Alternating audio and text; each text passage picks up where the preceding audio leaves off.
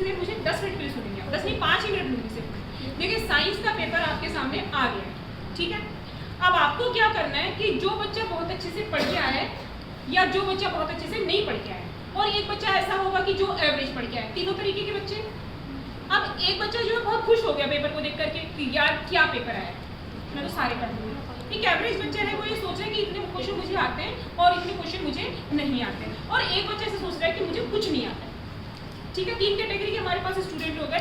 तीनों को बिल्कुल भी डिप्रेस नहीं होना, फर्स्ट वाला तो वैसे ही नहीं हो रहा, लेकिन जो सेकंड और थर्ड कैटेगरी के बच्चे हैं उन्हें बिल्कुल भी डिप्रेस नहीं होना है। अब हम आ जाते हैं एक्सप्लेनेशन के लिए थर्ड कैटेगरी पे, जिन्हें बिल्कुल कुछ भी नहीं आया। वो बच्चे क्या करेंगे, सबसे पहले शांति से साइंस के पेपर को पढ़ेंगे, बिल्कुल अच्छे से आपको पेपर को पढ़ना, ठीक है। अब उसके अंदर आपके सामने 15 से 18 क्वेश्चन कैसे होंगे, एमसीक्यू के होंगे। कुछ क्वेश्चन ऐसे होंगे जो पैराग्राफ बेस्ड होंगे, और कुछ क्वेश्चन ऐसे भी होंगे जिसमें कि आपको साइंस लगाने की जरूरत ही नहीं है। यदि आपको थोड़ा सा आउटर नॉलेज है तो भी यू कैन डू, नहीं बेटा थोड़ी देर आप बाहर जाओ, आउट। तो आप क्या कर सकते हैं कि उस पेपर को आप थोड़ी देर के लिए, उसके लिए आप क्या करेंगे कि जो है कुछ बच्चे ऐसे हैं जिन्हें कि पेपर बिल्कुल नहीं आता है, तो पेपर बिल्कुल भी नहीं आता तो उन्हें क्या करना है, पेपर को पूरा पढ़ना है अच्छे से। पेपर को पूरा पढ़ने के बाद में आपको एनालाइज करना है कि एमसीक्यू क्वेश्चंस जो है एक बार मैं देखती हूँ कि क्या होता है। आगे के जब आप क्वेश्चंस पढ़ेंगे तो आपको कुछ एमसीक्यूज के क्वेश्चन ध्यान से पढ़ने पे उसी में मिल जाएंगे, कम से कम आपको 2 क्वेश्चन श्योर मिलेंगे 100%। ऐसा हो ही नहीं सकता कि आपने थ्योरी का पूरा पेपर पीछे का पढ़ा हो और आपको उसमें से एमसीक्यू के 2 क्वेश्चन के आंसर नहीं मिले।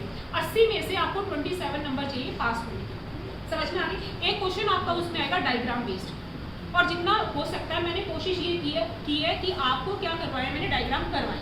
तो आपको सबसे पहले साइंस की जब आप पढ़ाई करेंगे तब भी आपको डायग्राम देख करके जाने हैं, और उसमें अपने मन से, अपने ध्यान से उसमें क्या करनी है, लेबलिंग करनी है। जैसे कि मान लीजिए इंटेस्टाइन का डायग्राम आ गया, तो इंटेस्टाइन का डायग्राम आ गया तो उसमें आपको देखना है, मैंने आपको बार बार बोर्ड पे बताया कि कौन सी चीज़ कहाँ है। मान लीजिए 4 आपसे क्या पूछा है, चार उसमें लेबलिंग पूछे, तो आप दो या एक तो आराम से उसमें कर सकते हो। फिर उसमें पता है आपका इकोसिस्टम वाला क्वेश्चन भी आएगा, फूड चेन वाला क्वेश्चन भी आएगा, उसको आपको बिल्कुल नहीं छोड़ना है, क्योंकि फूड चेन क्या होती है, नॉर्मली आप अपने आप ही कर पाते हैं।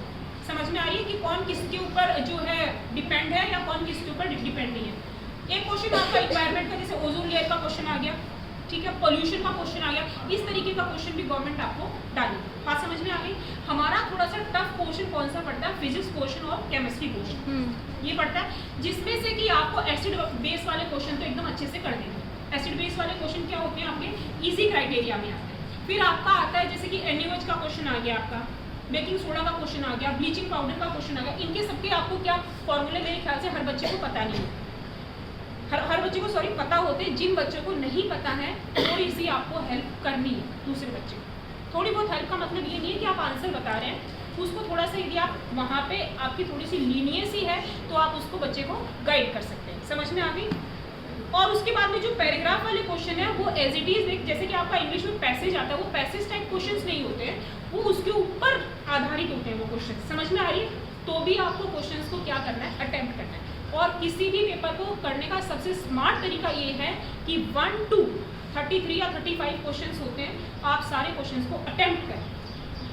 समझ में आ गई? मान लीजिए क्वेश्चन आ गया आपका डाइजेशन का, किस चीज़ के ऊपर क्वेश्चन है, डाइजेशन, और आपको जी नहीं आता हो, ठीक है, नहीं आता आपको, और श्योर नहीं आता, कोई आपकी हेल्प भी नहीं कर रहा, तो भी आपको पॉजिटिव एटीट्यूड क्या रखना है कि I will attempt the question, कि मैं क्या करूंगी, क्वेश्चन को अच्छे से अटेम्प्ट करूंगी, क्वेश्चन को मैं अच्छे से जो है लिखूंगी। समझ में आ रही है? और डाइजेशन के बारे में जितनी साइंस आप जानते हैं, जितना आप जानते हैं, चाहे आप उसमें यही लिख दें कि जो है कार्बोहाइड्रेट के जो है एग्जाम्पल क्या है, वीट होता है या मीठा होता है, चाहे आप उसमें ये लिख दें कि इसको खाने से फैट होता है, आप कुछ भी, लेकिन डाइजेशन से रिलेटेड आप उसमें लिखिए, उसको आप क्या नहीं करेंगे, छोड़ेंगे। बात समझ में आ रही है? उसको आप क्या नहीं करेंगे, छोड़ेंगे बिल्कुल भी। समझ में आ रही है? मतलब क्वेश्चन आपको क्या करने, सारे के सारे अटेम्प्ट करने हैं। मान लो क्वेश्चन आ गया आपका एसिड का, एसिड के बारे में आपको कुछ भी नहीं आता, लेकिन आपको ये तो पता होगा कि बेटा बात नहीं करनी आप आई कि जैसे मान लीजिए कि एसिड का क्वेश्चन आ गया, तो क्वेश्चन में मान लीजिए आपको एसिड के बारे में कुछ भी नहीं पता, तो आपको कम से कम ये तो पता होगा कि लेमन में एसिड होता है, ऑरेंज में एसिड होता है, तो आपको ये भी लिखना है। मतलब किसी भी पेपर को करने का क्राइटेरिया आपको ये रखना है कि मैं कोई भी क्वेश्चन को छोड़ूंगी नहीं। अब एक प्रश्न हमारे दिमाग में ये आता है कि हम 2 घंटे तक बैठ करके ये सोचते रहते हैं कि यार ये बता देगी मुझे, सोचते हैं, एक मेंटेलिटी होती है हमारी कि ये मुझे ये वाला क्वेश्चन तो ये शिखा बता देगी, या ये गीतिका बता देगी, या फिर जीवा नाम है ना, ठीक है, ये बता देगी। समझ में आ रही है? तो वहां पर ठीक है, आपने सोच लिया, तो उसके लिए आपको क्या करना है, पहले अपना आंसर तो प्रोड्यूस करना ही करना है ना, कि आपको जो आता है या आप उसके बारे में जो लिख सकते हो वो लिखिए। अब आपको बताने वाला जो क्वेश्चन आ रहा है, आपको थोड़ी सी उम्मीद है किसी से हेल्प की, तो उसके लिए आप 3 लाइनें छोड़ दीजिए। यदि आपकी कोई हेल्प हुई है तो आप उस 3 लाइन में लिखना, और नहीं हेल्प हुई है तो आपको अपना क्वेश्चन तो आपने अटेम्प्ट कर लिया ना। लेकिन आप लोग क्या करते हैं हमारे गवर्नमेंट स्कूल में कि आप क्या करते हैं, 12-15 हो गए और 12:30 पे पेपर लेना है, तो 12-15 पे आपको सारे आंसर याद आते हैं कि मैं अब क्या करूंगी, सारे क्वेश्चन अटेम्प्ट करके जाऊंगी। दैट इज द फेलियर, वो आपका फेलियर रीजन बना। समझ में आ गई कि नहीं आ गई? आप उस क्वेश्चन को अटेम्प्ट कर लीजिए, बाद में आपको ऐसा लगता है कि मैं थोड़ी बहुत किसी से पूछ के इसको और करूंगी, तो आप उसमें 3 लाइन छोड़ दीजिए। आगे कि नहीं आगे बात समझ में? अब आते हैं हम फिजिक्स के क्वेश्चन पे। फिजिक्स के क्वेश्चन में मैंने आपको पहले भी कहा था कि चाहे आप आंसर ना निकालें, चाहे आपको फॉर्मूला याद ना हो, मान लीजिए कि क्वेश्चन ये आ जाए कि a car is running with the velocity of this, तो वेलोसिटी भी नहीं पता आपको, तो आप उसमें ये तो लिख दीजिए कि velocity of car is equal to इतनी। क्वेश्चन में दिया हुआ है ये, और उसमें लिखा हुआ है, मान लीजिए क्वेश्चन में कि फाइंड आउट द एक्सीलरेशन, तो आपने एक्सीलरेशन लिखा और उसके आगे आपने क्या कर दिया, क्वेश्चन मार्क लगा दिया। इस स्टेप का आपको आधा नंबर देगा एग्जामिनर।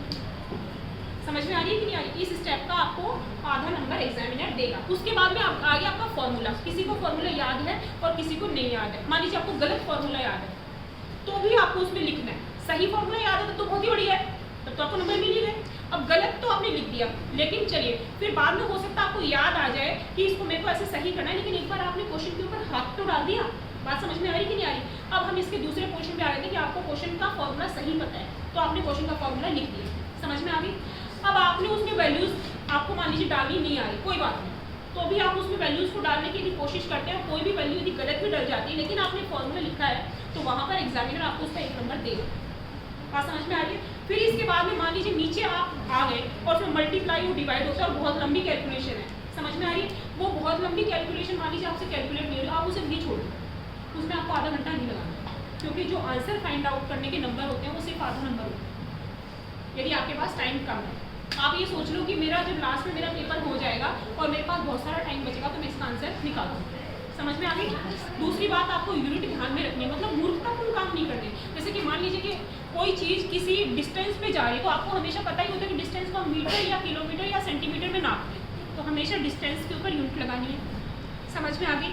जैसे कि मान लीजिए टाइम है, तो या तो सेकंड आएगा या मिनट आएगा या फिर घंटा आएगा। जनरली कौन सा टाइम चलता है? सेकंड चलता है न्यूमेरिकल में। समझ में आ गई? तो आपको क्या करना है, फिजिक्स का न्यूमेरिकल देख करके घबराना नहीं है, आपको बिल्कुल भी चाहिए, आपको बिल्कुल भी ये नहीं सोचना है कि फिजिक्स का न्यूमेरिकल आ गया और ये तो मुझे छोड़ना ही है। पता है ये स्पिरिट होती है, ये स्पिरिट मेरे अंदर भी थी। जब मैं स्टूडेंट थी तो पता मैं क्या करती थी, पूरी साइंस पढ़ लेती थी और मैं ये सोचती थी कि न्यूमेरिकल वाला क्वेश्चन छोड़ देती हूँ, इसके और भी जो क्वेश्चन आएगा वही मैं कर लूँगी। बाद में मुझे रियलाइज हुआ कि न्यूमेरिकल पूरे में से पूरे नंबर दिला देता है, थोड़ी नहीं दिला। समझ में आ गई? समझ में आई कि नहीं? तो उस 3 घंटे में मैं आपको बार बार बोल रही हूँ, आपने आज तक जितनी भी साइंस पढ़ी है, आपको वो सारी की सारी साइंस किसमें उतारनी है? पेपर में उतारनी है। समझ में आ गई? और कोई भी क्वेश्चन आपको छोड़ना नहीं है, ना एमसीक्यू छोड़ना है, ना डिस्क्रिप्टिव छोड़ना है, न ही आपको 1 और 2 मार्क का क्वेश्चन छोड़ना है। 10th का साइंस का पेपर बहुत हार्ड नहीं आता है। जो बच्चा रेगुलर आ रहा है उसको तो ऐसा समझिए कि पेपर बिल्कुल टफ लगेगा ही नहीं। समझ में आ गई? और हम इतना कर चुके हैं, बहुत बड़ा ढंग से कर चुके हैं कि पेपर आपका खराब होगा ही नहीं। लेकिन यदि किसी बच्चे को पेपर नहीं भी आता है तो आपको डिप्रेस होने की बिल्कुल ज़रूरत नहीं है। पॉजिटिव एटीट्यूड आपको रखना है और आपको दिमाग में ये रखना है कि मुझे थोड़ा बहुत इसके बारे में थोड़ा बहुत भी पता हो, और नहीं भी पता है तो भी मैं क्वेश्चन अटेम्प्ट करके जाऊँगी, उसको मैं बना के लिख के जाऊँगी। आपको क्या करना है? क्वेश्चन सारे अटेम्प्ट करने। तो आपको ये बात समझ में आ गई? दूसरी बात, क्वेश्चन को 12-15 पे अटेम्प्ट नहीं करने हैं सारे। 12-15 में जो आपकी स्पीड चलती है ना 420 या 540 वाली स्पीड, वो नहीं करना है आपको। आपको शुरू से ही ये देखना है, जैसे आपने सारे एमसीक्यूज लिख लिए, उसमें कॉलम में जैसे आपको पता चल रहा है कि इसमें ये आंसर, तो उसमें आपको आंसर शुरू से ही लिखने हैं। जो आप स्पीड बढ़ाएंगे ना 12-15 पे, तब आपके दिमाग में कुछ नहीं आएगा, ऐसे लगेगा कि क्वेश्चन उतार रही हूँ मैं। समझ में आ रही है? तो समझ के पेपर को करोगे, स्मार्टली आप पेपर को करोगे तो नंबर अच्छे आने से कोई रोक नहीं सकता है। पढ़ना एक इंपॉर्टेंट नहीं होता है सबसे ज़्यादा। जैसे मान लीजिए कोई लड़की 15-15 घंटे पढ़ रही है, प्रोड्यूस ही नहीं कर रही है, मतलब पेपर ही ठीक से नहीं कर रही है, पेपर के टाइम उसे नींद आ रही है, सो गई, पेट में दर्द हो रहा है, तो क्या फ़ायदा निकला उस 15 घंटे पढ़ने का। और कोई लड़की 3 घंटे पढ़ के गई है पेपर में और जितना आता है उसे बहुत स्मार्टली वो प्रोड्यूस करके आ रही है, तो वो लड़की ज़्यादा फायदे में रहेगी। बात समझ में आ रही है कि नहीं आ रही है? तो ये सारी चीज़ें आपको पेपर करते टाइम ध्यान रखनी है। डायग्राम देखो, फिर से मैं बोल रही हूँ, डायग्राम पोर्शन एक इजी चैप्टर आएंगे आपके, कौन से? फूड चेन वाले। यहाँ पे लामिया है कोई? चलिए क्वेश्चन आएंगे। केमिस्ट्री में आपका एसिड बेस वाला चैप्टर बहुत इजी है। फर्स्ट चैप्टर जो आपका केमिकल रिएक्शन है वो बहुत इजी है। समझ में आ रही है? समझ में आ रही है कि नहीं आ रही है? तो इन सारे क्वेश्चंस को आपको तरीके से हैंडल करना है, ठीक है बेटा। और देखो, बेस्ट ऑफ लक, यही मैं आपको कहना चाहूँगी कि किसी को कोई डिप्रेस होने की जरूरत नहीं है। जो पढ़ने वाले बच्चे हैं, जो करके आएंगे पेपर, वो तो करके आएंगे ही। और जो ऐसा सोचते हैं कि मैंने बिल्कुल पढ़ाई नहीं किया, आप इंडियन साइंस की भी पढ़ाई कर लो, आपका पेपर अच्छा हो जाएगा। और सपोर्टिंग मटेरियल के पीछे 3 आपको क्वेश्चन पेपर दे रखा है, एक सॉल्व होगा, एक 2 जो है अनसॉल्व भी होंगे, एक आपका प्री बोर्ड का पेपर, एक आपको सैम्पल पेपर स्कूल से मिला है वो वाला। ये 5 पेपर भी यदि कोई लड़की सॉल्व कर लेती है तो बड़ा 60% पे आप श्योर आ जाओगे। बात समझ में आ रही है? पूरी किताब, ठीक है बेटा। तो best of luck, thank you.